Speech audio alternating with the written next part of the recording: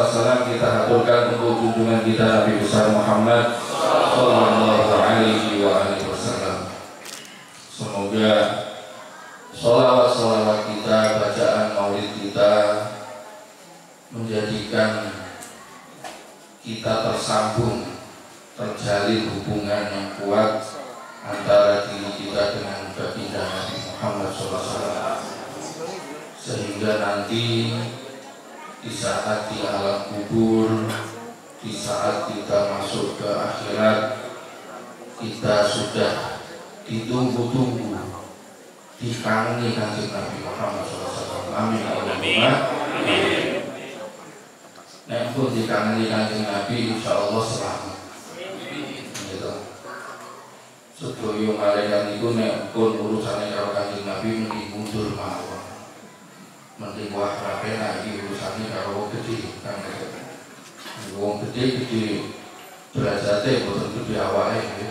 Nek gede awake boten mesti. Hadirin hadirat rahimakumullah, kenikmatan duduk bersama seperti ini adalah kenikmatan yang sangat luar biasa. Kula nate kados terakhir terjadi tentang macam-macam nikmat yang diberikan oleh Allah Subhanahu wa taala. Nikmat sehat, nikmat harta, nikmat umur, nikmat ridhonya Allah, bisa bertakwa kepada Allah. Niku pun kula critake, pun kula jelasake terlebih. Tapi sekali lagi bahwa nikmat kita bermajlisan seperti ini, mujalasah duduk bersama, ini adalah nikmat Allah yang tidak bisa semuanya orang mendapatkan. Kalau Allah mau bisa, tapi Allah tidak memberikan kepada semuanya. Di antara hamba-hambanya Allah dipilih supaya bisa hadir di majlis-majlis seperti ini. Nek jenengan bandingkan atau hitung-hitung sing teko mrene karo sing teko ning angkringan. Apa kan di warung kopi. Juragan warung kopi nggih wae enten mawon. Wedan apa? Jepres. Ini kula iklan iki lho. Kudu ada masalah. Buka warung tapi tetap ngaji, alhamdulillah. Saniki usulnya tentu dipundi ngopi mobil. Nah, yuk sudah ceritanya dari mobilnya. Hadirin rahimakumullah, majlis atau acara-acara seperti ini sangat diutamakan dan nilainya besar di sisi Allah Subhanahu wa taala. Tidak semua orang bisa menghadiri seperti ini. Allah pilih, Allah tidak suruh semua hambanya bisa menghadiri seperti ini. Bahkan dalam satu riwayat dikatakan bahwa keutamaannya majlis, orang yang menghadiri majlis itu besok di hari akhirat, ya di alam akhirat itu ada sekelompok orang, segolongan orang yang ditakdirkan oleh Allah Subhanahu wa taala masuk ke dalam neraka. Mau dimasukkan ke dalam neraka. Sudah divonis masuk neraka, masih sempat di depannya pintu neraka itu zikir, nyebut asma Allah, ya Arhamar Rahim, ya Arhamar Rahim, sampai 40 tahun. Tapi 40 tahun berzikir menyebut ya Arhamar Rahim, ya Arhamar Rahim itu tidak dihiraukan sama Allah Subhanahu wa taala. Nah, sebabnya apa? Ning akhirat bukan tempatnya orang untuk beramal lagi. Waktu beramal adalah waktu kita masih hidup di dunia, masih ada umur. 40 tahun nyebut ya Arhamar Rahim itu orang digubris masuk cemplung yang neraka. masuk ke dalam neraka sampai selama 1000 tahun. 1000 tahun WAA, waktu alam akhirat. Mboten WIB. Akhirat itu 1 tahunnya bisa dikatakan atau dalam satu riwayat 500 tahun dunia. Atau dikatakan 1 hari itu bisa sampai 500 tahun dunia. 1 hari di akhirat. Riwayatnya macam-macam banyak sekali. Tapi intinya wis suwi tenang pokoknya itu. Ini berarti digodok neraka sampai melotot sampai jadi crispy. Balung lunak, tulang lunak, jadi tulangnya lunak. Itu nek dikunyah mboten saged tenaga. Sing ajeng munyah iso kopi ngono. 1000 tahun WAA, waktu alam akhirat. 1000 tahun masih berpikir di dalam apa? Di dalam neraka itu masih berdiri, masih nyebut-nyebut asma Allah. Tidak dihiraukan lagi. Ya memang nekrosin alam akhirat orang kesempatan beramal, tidak ada amal yang diterima. Akhirnya ditambah lagi sama Allah 1000 tahun lagi. Jadi komplit 2000 tahun WAA waktu alam akhirat itu. Wis 2000 tahun akhirnya Allah memanggil malaikat Jibril. Malaikat Jibril dipanggil, Jibril tengok itu, lihat keadaannya mereka bagaimana. Ini umat Kanjeng Nabi Muhammad SAW. Sing dilebokke iki umat Kanjeng Nabi Muhammad SAW. Akhirnya ditengok keadaannya, dilaporkan kepada Allah, sampaikan kabarnya mereka kepada kekasihku Muhammad SAW. Allah perintahkan malaikat Jibril sampai wis kabar ini sampai nggone Kanjeng Nabi Muhammad. Akhirnya disampaikan. Begitu kabarnya itu sampai kepada Kanjeng Nabi Muhammad SAW, akhirnya Kanjeng Nabi bangkit dan langsung sujud kepada Allah Subhanahu Wa Taala, minta ampun, minta pengampunan untuk orang-orang yang atau umatnya yang masih di dalam neraka tersebut. 1000 tahun. 1000 tahun ditambah 2000 tahun. Setelah itu baru dimentas. Nah, tapi satu dari crispy itu, terus remuk ledam. Akhirnya sudah dibawa, dikeluarkan, dimasukkan ke dalam surga berkat permintaan dari Kanjeng Nabi Muhammad SAW. Dan itu tiang-tiang itu, golongan itu, kenapa kok sampai divonis masuk neraka, dikira ora ditompo, 40 tahun yang ngarepe lawang neraka ora ditompo, 1000 tahun ditambah 1000 tahun di neraka juga tidak diterima. Sampai akhirnya lewat ampunannya Kanjeng Nabi Muhammad, lewat permintaan pengampunan dari Kanjeng Nabi Muhammad SAW, lebih ngentas, lebih rampung siksa neraka. Orang ini dikatakan di dalam suatu riwayat tersebut bahwa orang itu selama hidupnya menyia-nyiakan waktunya, tidak mau mendatangi masjid ini, tidak mau mendatangi masjid sholawat atau masjid maulid. Orang-orang yang seperti ini menyia-nyiakan umurnya, maka nasibnya akan seperti itu.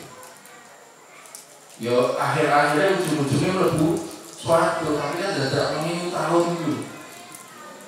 Nah, kira-kira wong sejam mawon boten purun kok. Purun boten ngerasakan roh sejam ya. 5 menit. 5 detik mawon. Nah, itu mungkin sedaya swarga nggih.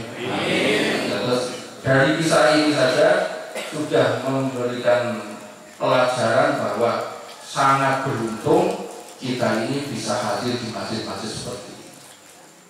Tanpa hidayah pertolongan dari Allah Subhanahu Wa Taala ya akan sampai di sini. Semuanya atas izin Allah. Hadirin hadirat rahimakumullah, kita memasuki bulan Rabiul Awal.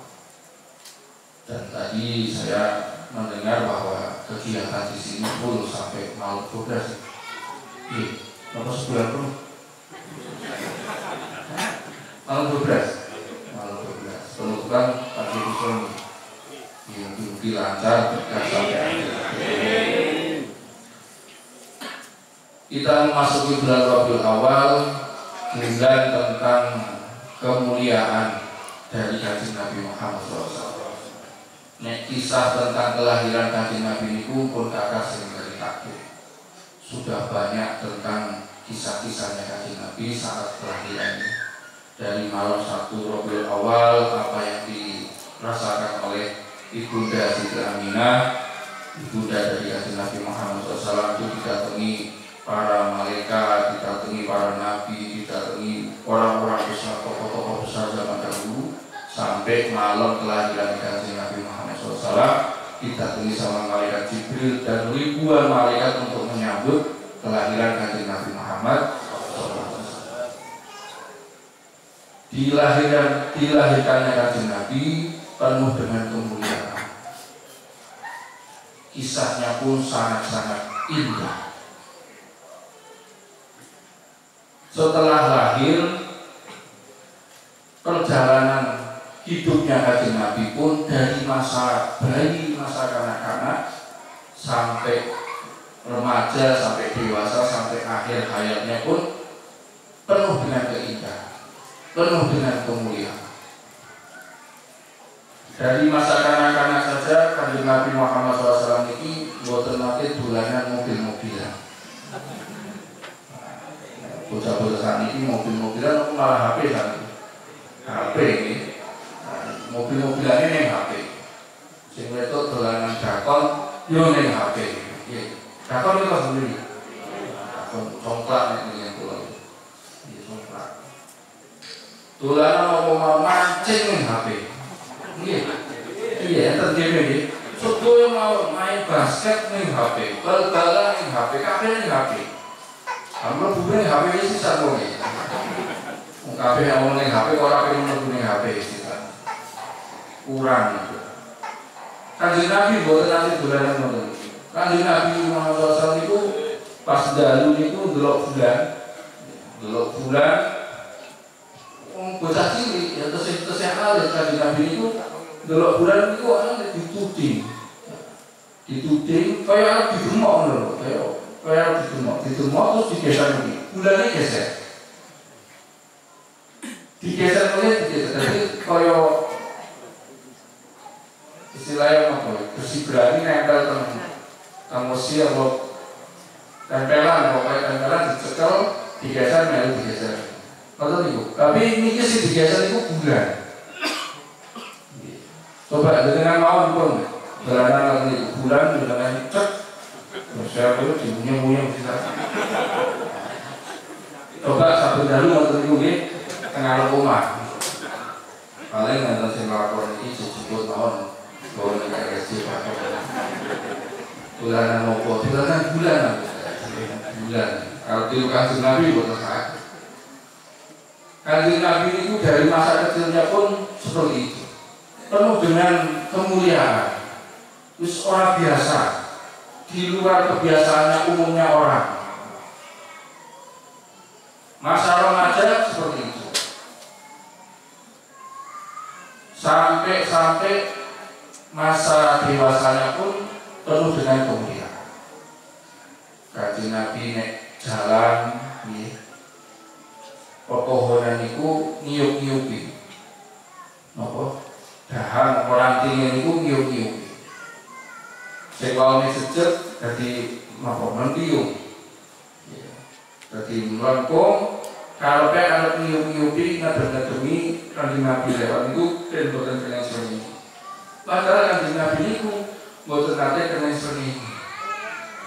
Kanjeng Nabi niku boten nate kena sinar matahari. Karena ada awan yang selalu menaungi Kanjeng Nabi Muhammad. Makanya Kanjeng Nabi itu boten enten ayang-ayangi. Jenengan enten ayang-ayang boten. Boten enten nek pas peteng. Niku kemuliaan Kanjeng Nabi Muhammad. Segi fisiknya Kanjeng Nabi luar biasa. Kanjeng Nabi niku secara fisik sempurna. Sampai sahabat itu mengatakan saking indahnya tubuhnya Kanjeng Nabi niku koyo-koyo Kanjeng Nabi niku pesen, ya Allah, aku gawe irung sing ngene iki bentuke, sing apik, aja kemancunan, aja mancung mlebu. Mancung balik mlebu. Gawe ke mripat sing ngeten iki. Gawe ke alis sing ngeten iki. Kulite ngeten iki, tangane ngeten iki, wis pokoke kaya-kaya pesen kabeh. Padahal boten pesen. Padahal itu pemberian Allah Subhanahu wa taala kepada Kanjeng Nabi Muhammad. Diceritakan hidungnya Kanjeng Nabi itu mancung tapi boten mancungan. Boten terlalu mancung. Kados napa beter iki. Mancung. Boten nggih mlesek nggih boten. Kanjeng Nabi Muhammad SAW itu alisnya itu seperti huruf nun. Seperti huruf nun. Huruf nun dengan kaligrafi sing apik, mboten kodasi tulis nun nggih. Iku geger-geger nah. Oh, kaligrafi sing apik. Hidungnya seperti huruf alif. Huruf alif niku mboten jejeg ya asline. Tadi miring terus bawahnya agak melengkung. Nah itu masuknya Kanjeng Nabi itu sampai diibaratkan, diperumpamakan sama sahabat menceritakan tubuhnya Kanjeng Nabi seperti itu. Bibirnya pun Kanjeng Nabi itu tipis, tidak dobel seperti saya ini kan, udah kandel pokoknya apik kabeh. Wujudnya Kanjeng Nabi itu apik. Rambutnya Kanjeng Nabi niku hitam. Hitamnya kemerlap, mengkilap. Mengkilapnya itu memancarkan kilauan warna kebiru-biruan. Nah, dengan kalian iklan sampo, zaman dulu nih iklan sampo ini kan macam-macam rambut jadi cat mawon mas. Nah, kalian kan iklannya saya warnanya hitam, kemilau, rodok gemerlap warna-warna biru. Kalian nih, sama dia nih. Iklan apa nih? Sansik nopo-nopo. Tidak lurus juga tidak keriting.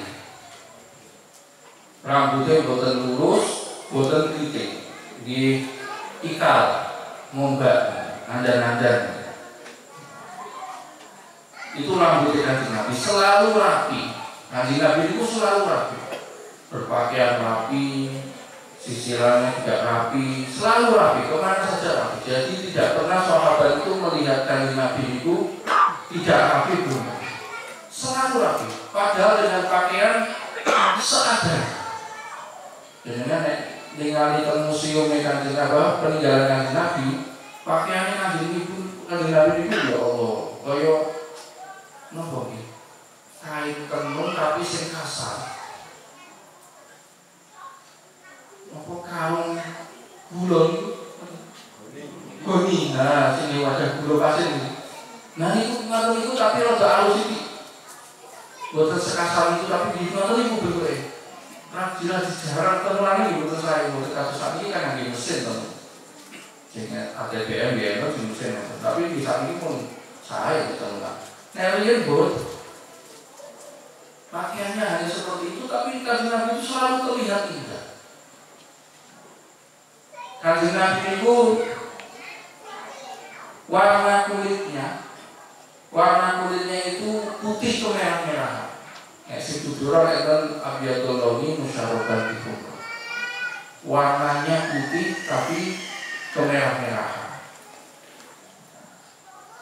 Kulo nggih aslinya putih kemerah-merahan. Aslinya tapi anjing-anjingnya roto. Coklat kabeh. Jadi putih semu-semu merah, pink ya. Bukan pink, rokok bukan putih semu-semu merah. Wis pokoke niku lah. Nek jenengan ngertos artis-artis Timur Tengah niku Libanon. Nah, orang-orang Libanon itu warna kulitnya bagus. Lebanon, Syria, itu putih kemerah-merahan.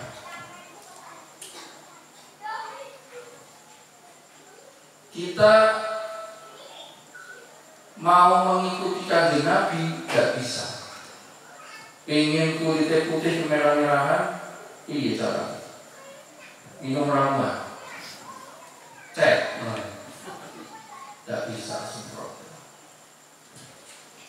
Kulitnya Kanjeng Nabi itu, telapak tangannya Kanjeng Nabi, kulitnya itu halus.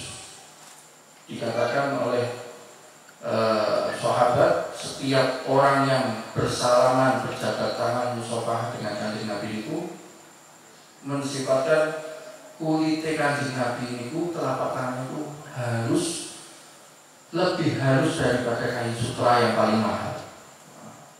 Indonesia ini sutra itu macam-macam, ono sing larang, ono sing asli, KW 1, KW 2, KW 3, KW 4, KW 5, KW 6 terus sampai KW nanti. Mbok sing asli sing ndi malah bingung kabeh. Sing paling bagus, sing paling halus, Kanjeng Nabi kulitnya lebih halus daripada kain sutra yang terbaik. Makanya nek Kanjeng Nabi itu nek wudu butuh air untuk wudu itu hanya 1 mud nek tangan dua ini ditekoke kados dengan wudu niku. Iki sak gelas, sak gelas betul. Air mineral gelasan. Niku cukup nggih wudu Kanjeng Nabi. Dengan cukup betul nggih wudu. Saged sadus. Aku adalah cukup tapi satu sih. Kenapa kok bisa? Karena halus. Ibaratnya nek keramik, nek marmer lantai itu, dengan basahi dengan air segelas mineral itu, gelas mineral itu, dengan tumpahin, dengan usap-usapin itu sakit melebar kemana-mana sampai bisa 2 meter. Karena permukaannya halus. Nek jenengan tumpakan aspal ini paling piro. Nek akhirnya ini aspal tuh, ora cukup ya. Makanya Kanjeng Nabi itu nek wudu hanya 1 mud air, satu kantong air. Tangan itu cukup untuk wudu umur 3 kali, istinsyak, wajah, basuh tangan, semuanya 3 kali sempurna. Itu segi fisik Kanjeng Nabi ke arah sana. Yang aneh lagi Kanjeng Nabi itu nek berjalan bersama orang-orang yang tinggi, Kanjeng Nabi itu selalu lebih tinggi, terlihat lebih tinggi. Jadi wong itu dhuwur, Kanjeng Nabi itu lebih tetap lebih tinggi. Tapi nek kalau sing pendek-pendek, Kanjeng Nabi itu tingginya ndak jomplang. Orang kita jomplang. Kok koyo-koyo ini yo pantes wae. Tapi ya tetap luwih dhuwur. Wong sing dhuwur wae luwih dhuwur kok. Nek kalau sing wong pendek-pendek, lebih pendek-pendek, itu Kanjeng Nabi itu mboten jomplang. Tingginya wah iki sak wetenge Kanjeng Nabi sak dodone mboten. Kelihatannya ya tetap indah. Pokoknya apa sing ning sebelah Kanjeng Nabi dari atas. Melu kegawa apik. Kanjeng Nabi yang bisa menyesuaikan, memperindah semuanya. Itulah fisik dari Kanjeng Nabi Muhammad. Dan semua itu tidak bisa kita mensuri tauladani dari segi fisiknya Kanjeng Nabi. Orang iso. Kita mau rambutnya hitam, kemilan dia bisa semiran. Semiran, keramah tidur luntur. Udanan hilang. Kita mau rambutnya rambut kita lurus atau rambut kita keriting, ingin digawe ikal, ngombak kaya Kanjeng Nabi, bisa masuk salon gawe andan-andan iso. Kena banyu muter-muter mulai. Sing lurus ya dadi lurus. Tidak bisa. Kita mau kulitnya mau dibikin putih kemerah-merahan dia ora iso. Nganggo cat dia luntur, malah kulitnya rusak. Tidak bisa. Hidung mau dibikin bagus, dioperasi plastik, operasi mesin bisa, tetap ora iso. Ya. suntik, mau digawe mantu ya nggak bisa. Bukan aslinya, bukan asli. Kulitnya kasar, pengen dihalusin dino kok diamplas, nggak bisa. Tetap yang seperti itu tidak bisa kita tiru, karena itu pemberian mutlak dari Allah Subhanahu Wa Taala untuk kemuliaan Nabi Muhammad. Kalau tadi itu makhlukan fil wujudi ala misal. Yang ada pada fisiknya Kanjeng Nabi itu tidak ada satupun makhluk atau ciptaan Allah yang menyamai atau seperti mirip dengan Kanjeng Nabi itu tidak. Bahkan anak putunya pun mau boten yang masih mirip banget kalau Kanjeng Nabi mewarisi seperti itu. Ya ada mungkin yang tangannya halus kayak Habib Umar bin Habib itu tangannya halus. Saya Muhammad Al-Maliki dengan yang kertas fotonya kesenangannya itu wajah mirip banget kalian wajah Kanjeng Nabi Muhammad. Saya Muhammad Al-Maliki. Nah, dengan Pakdes fotonya saat masih muda itu mirip sangat kalian Kanjeng Nabi Muhammad. Semua habaib, sepuh semua orang-orang yang yang sering mimpi dengan Kanjeng Nabi Muhammad SAW bisa melihat wajah Nabi Muhammad SAW. Begitu melihat wajahnya Sayyid Muhammad Al-Maliki, itu wah ini orang mirip dengan wajahnya Nabi Muhammad.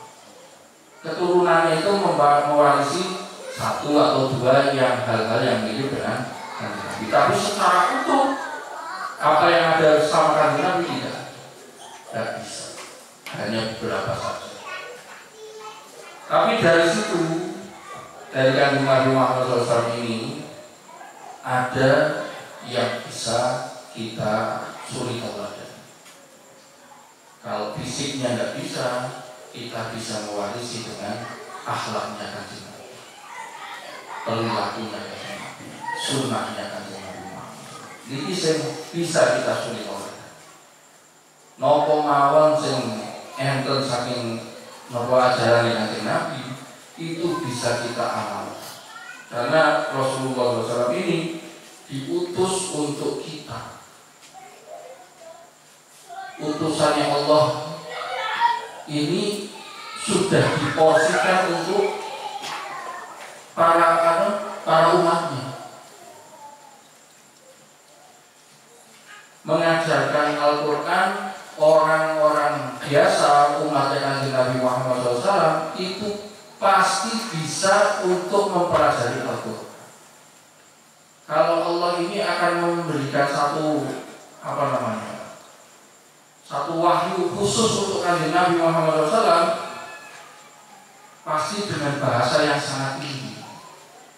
Tapi kalau Al-Quran itu sudah diporsikan, wis dipasking lho. Ya iki wis memang nggo wong biasa, nggo wong umum iso.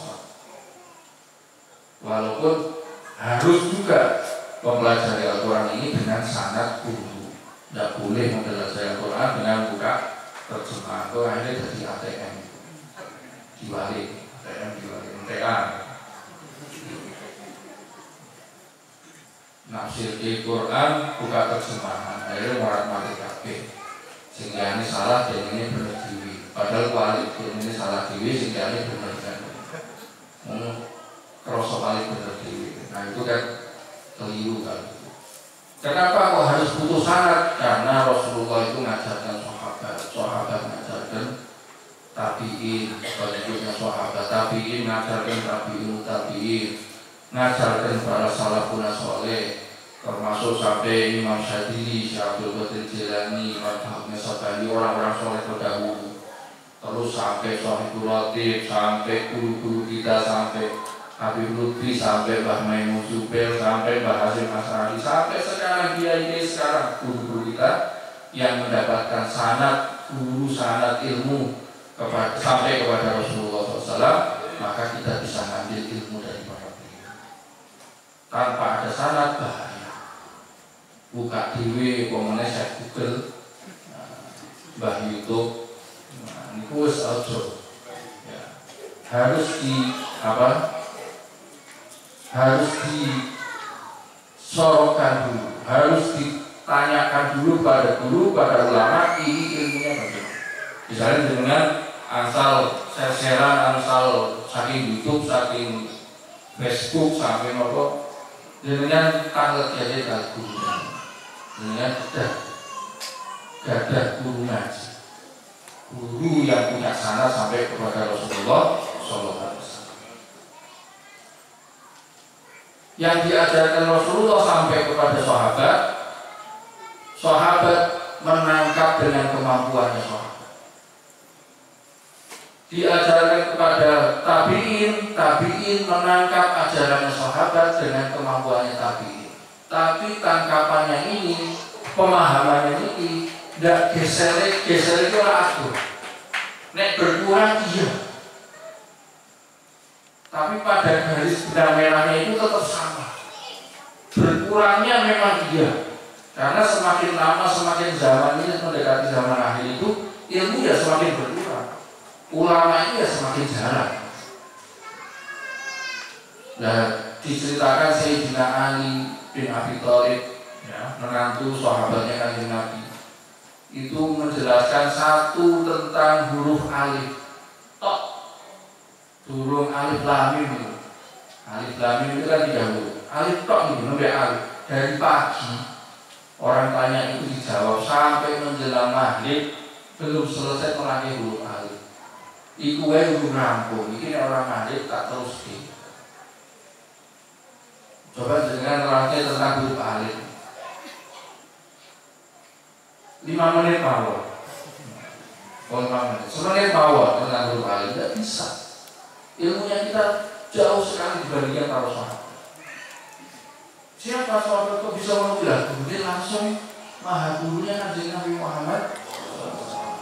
Sumbernya sampai-sampai ada satu kisah unik. Setiap malaikat Jibril itu menyampaikan wahyu berupa ayat Quran, membacakan satu huruf ayat Quran, membacakan satu wahyu. Setiap menyampaikan wahyu itu Kanjeng Nabi itu koyo-koyo wis apal sama ayat ini. Jadi perintahnya Allah atau wahyunya Allah yang diberikan kepada Kanjeng Nabi lewat malaikat Jibril disampaikan sama malaikat Jibril kan dibaca. Dan dibacakan itu Kanjeng Nabi itu mengikuti dan sudah mengerti. Begitu malaikat Jibril